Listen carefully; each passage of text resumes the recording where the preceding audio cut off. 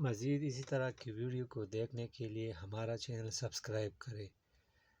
آج کی اس ویڈیو میں ہم پڑھیں گے اعراب کی مکمل تفصیل کے بارے میں، جس میں پس نمبر پر ہے زبر۔ وہ علامت جو کسی حرف کے اوپر آتی ہے اسے زبر کہتے ہیں۔ یہ علامت آدھے الف کی آواز پیدا کرتی ہے، جیسے جہاں، عمل، قلم وغیرہ۔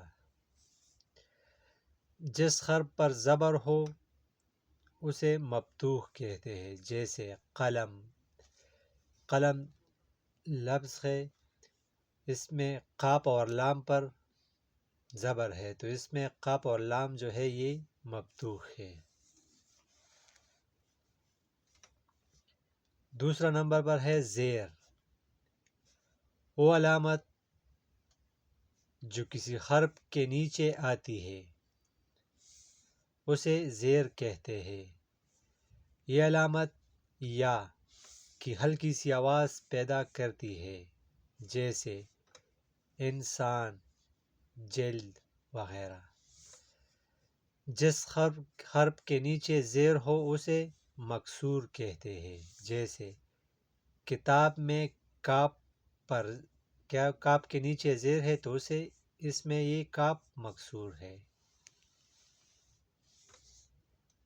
تیسرا نمبر پر ہے پیش۔ وہ علامت جو کسی حرف کی آواز کو بڑھانے اور واضح کرنے کے لیے اس کے اوپر لگائی جائے اسے پیش کہتے ہیں۔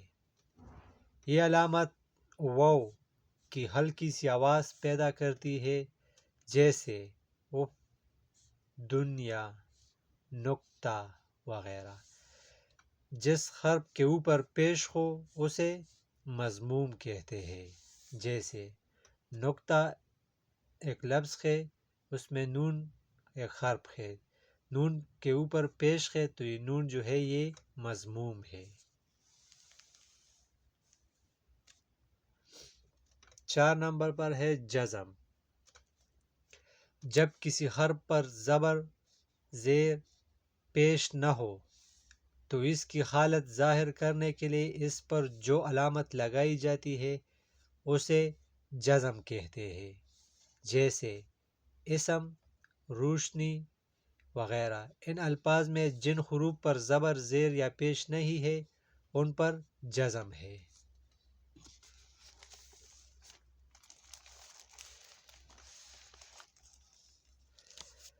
جس حرف پر کوئی علامت نہ ہو اسے حرف ساکن کہتے ہیں۔ 5 نمبر پر ہے شد۔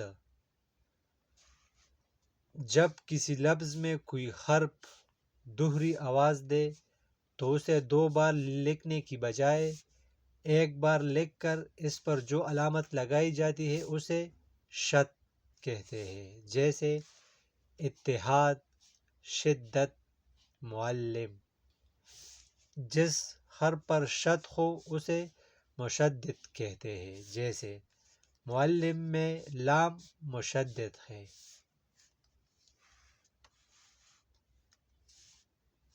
6 نمبر ہے مد۔ وہ علامت جو الف کو لمبا کر کے پڑھنے کے لیے اس پر لگائی جاتی ہے اسے مد کہتے ہیں، جیسے آبرو، آم، آنکھ۔ جس الف پر مد آئے اسے الف ممدودہ کہتے ہیں۔